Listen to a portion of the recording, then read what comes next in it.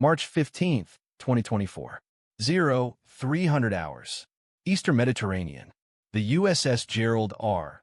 Ford Carrier Strike Group maintains station 70 nautical miles off a contested coastline. 8 warships, 90 aircraft, 6,000 personnel. And right now, they're about to demonstrate why attacking this formation isn't just difficult. It's mathematically impossible. Not because of what they'll do to you, because of what you'll never see coming. Here's what most people don't understand about carrier strike groups. They're not floating targets. They're moving fortresses with detection ranges that make your attack window disappear before you even know they exist. The Spy-6 radar system aboard the Arleigh Burke-class destroyers in this formation can track a basketball-sized object at 250 miles. That's not a capability. That's a death sentence for anything trying to approach. And that's just one system. We haven't talked about the E-2 Hawkeye flying 30,000 feet above the formation, sweeping 4 million cubic miles of airspace every 10 seconds. We haven't mentioned the P-8 Poseidon Maritime Patrol aircraft orbiting 200 miles out, dropping sonobuoys and patterns that turn the ocean into a sensor grid. And we definitely haven't discussed the Virginia-class attack submarine running silent 300 feet below the surface, listening to propeller signatures from 100 nautical miles away. You want to fire a missile at this formation? Great. Let's do the math. Your anti-ship cruise missile. Let's say it's a decent one, modern, sea-skimming, Mach 0.8. Launches from a coastal battery 70 miles away. Flight time? 5 minutes 20 seconds. Sound fast. Except the strike group's radar detected your missile the instant it cleared the horizon.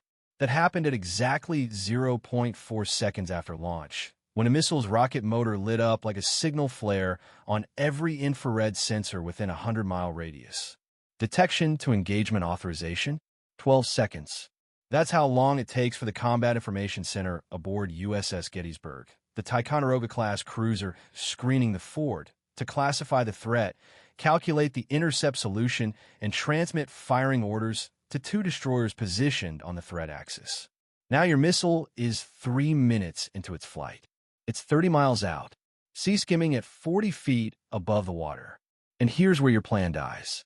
Because the strike group doesn't fire 1 interceptor. They fire 18.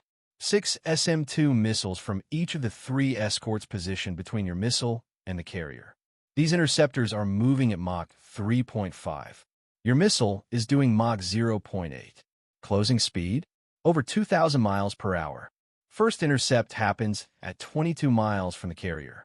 Your missile doesn't dodge. It can't. The SM-2's blast fragmentation warhead detonates 40 feet from your missile's airframe, sending 8,000 tungsten fragments through the fuselage at 15,000 feet per second. Your missile disintegrates into a debris cloud that splashes into the Mediterranean 3 seconds later. But let's say you're smart. Let's say you don't fire 1 missile. You fire 12. Saturation attack. Overwhelm the defenses. Solid plan. Except the strike group plan for that 6 months ago. Each Arleigh Burke destroyer carries 96 vertical launch cells. The Ticonderoga cruiser carries 122. That's over 400 interceptors distributed across the screening formation. Your 12 missiles?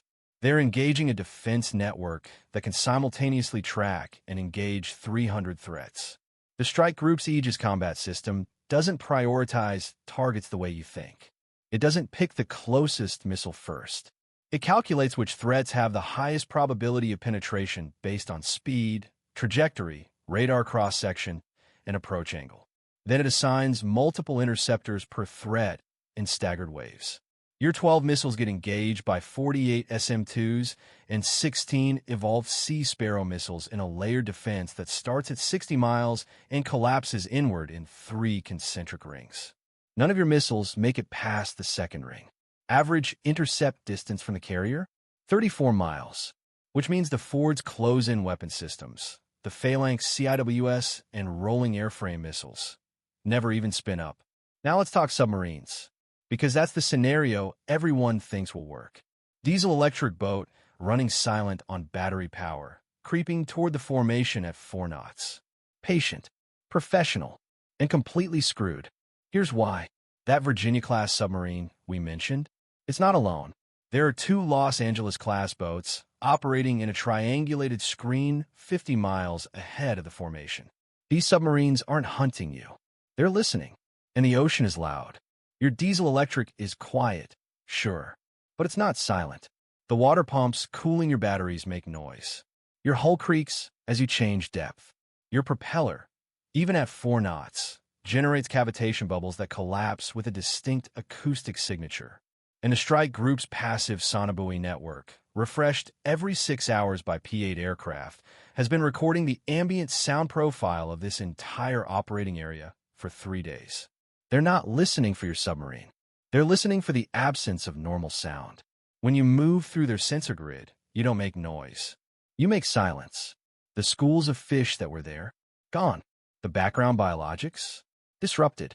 That anomaly gets flagged, correlated with other sensors, and prosecuted. Prosecution doesn't mean you get torpedoed.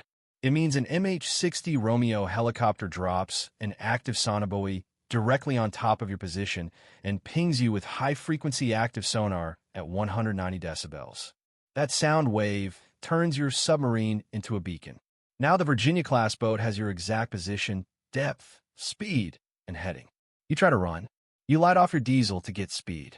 And the moment that engine turns over, you've just told every sensor in a 100-mile radius exactly where you are.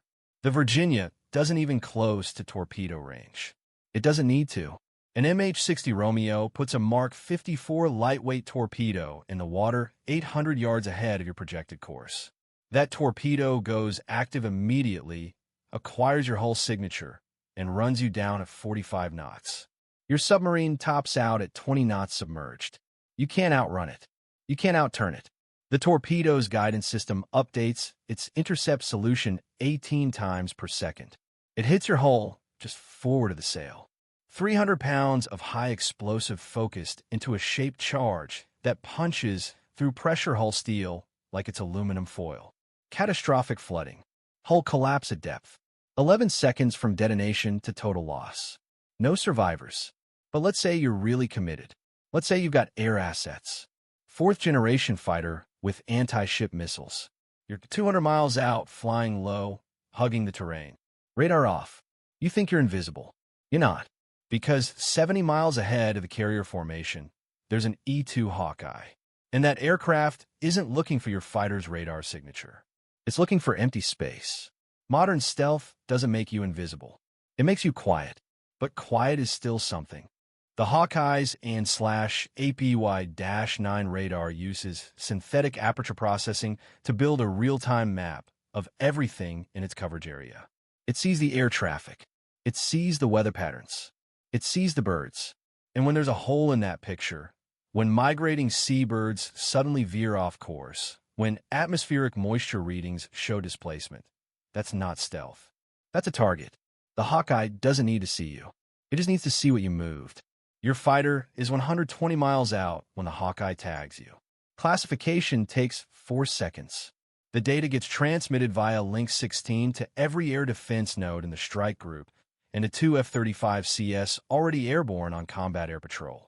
Those F-35s aren't where you think they are. You're assuming they're circling the carrier. They're not.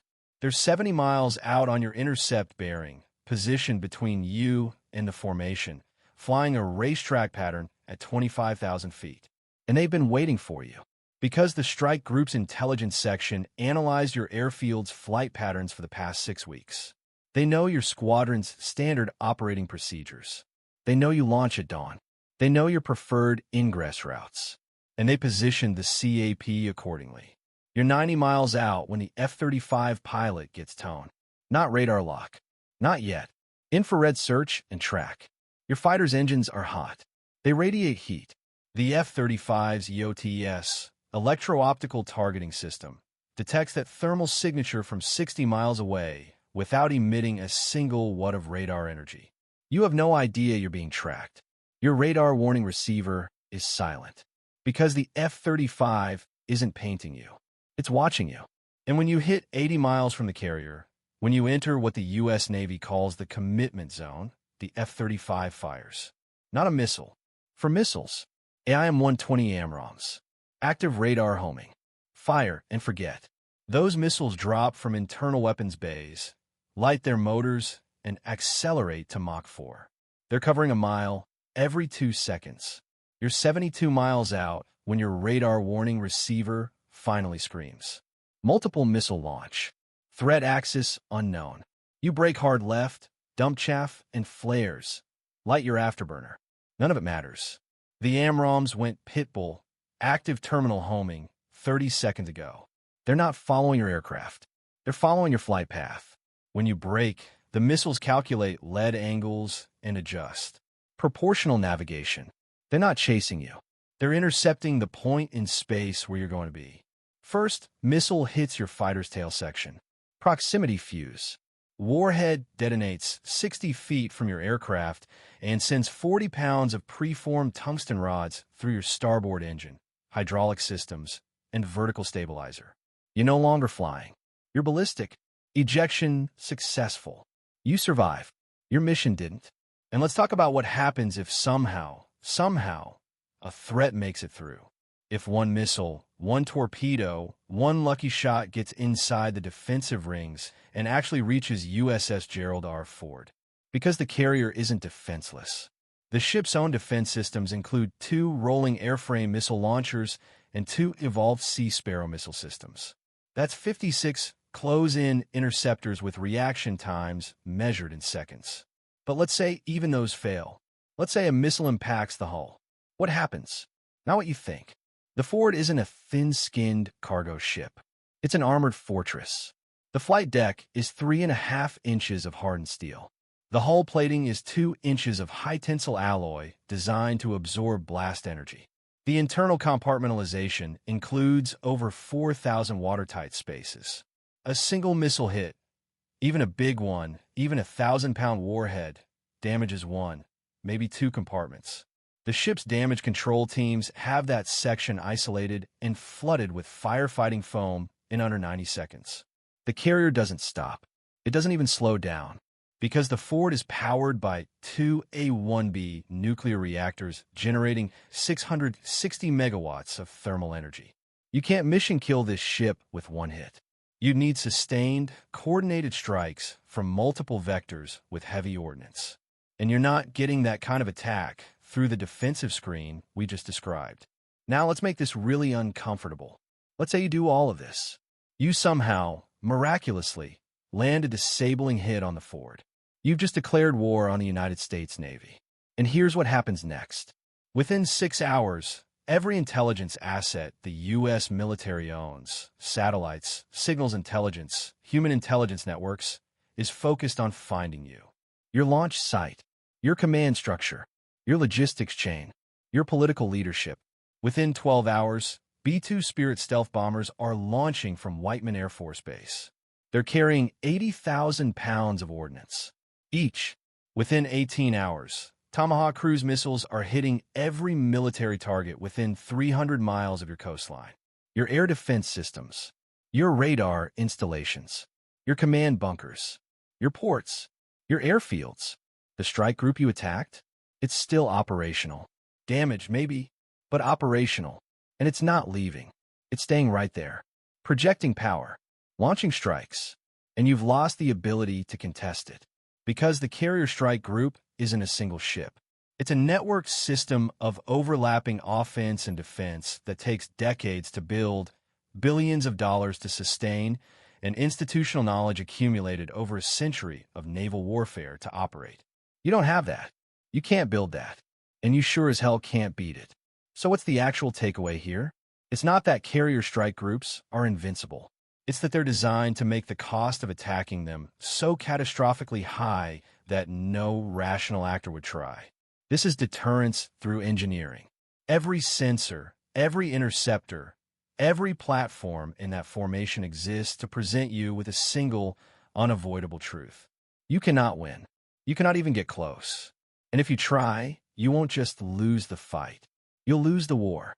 Because the United States Navy doesn't deploy carrier strike groups to fight battles. It deploys them to prevent battles from happening in the first place. The presence of the Ford off your coastline isn't a threat. It's a physics demonstration. It's proof that modern naval warfare isn't about courage or tactics anymore. It's about math. And the math isn't in your favor. Here's the part that keeps adversaries awake at night. The Ford isn't alone. There are 10 more carriers in the U.S. fleet. Each one commands a strike group. Each strike group operates with the same sensor networks, the same defensive depth, the same power projection capability, and they're distributed globally. Right now, as you read this, there's a carrier strike group within 7-day sailing of nearly every strategic waterway on Earth. The Strait of Hormuz, the South China Sea, the Guadalcanal Gap, the Eastern Mediterranean, and each one of those formations represents more combat power than most nations' entire military inventories. That's not an exaggeration. A single carrier strike group, one carrier, 8 escorts, 60 aircraft, can generate more than 500 combat sorties per week, deliver 2,000 tons of ordnance per day, and dominate 12 million square miles of ocean and airspace. One group. Now multiply that by 11. So when you hear about tensions in a region, when you hear about a carrier being deployed, understand what's really happening. It's not escalation. It's calculus. The Navy is putting a computational problem off your coastline that has no solution. You can't sink it. You can't disable it. You can't even scratch it without triggering a response so disproportionate that your entire military infrastructure becomes a smoking crater before you can reload. And the wildest part? The carrier group accomplishes all of this without firing a shot. Because the goal isn't destruction. It's compliance. The presence of overwhelming, unstoppable force makes conflict irrational. And when conflict becomes irrational, it stops being an option. That's the real power of the carrier strike group. Not the missiles, not the aircraft, the inevitability. You look at that formation on your radar screens, and you do the math. And the math tells you to stand down. Every single time. Sleep well. The U.S. Navy already did the calculations for you.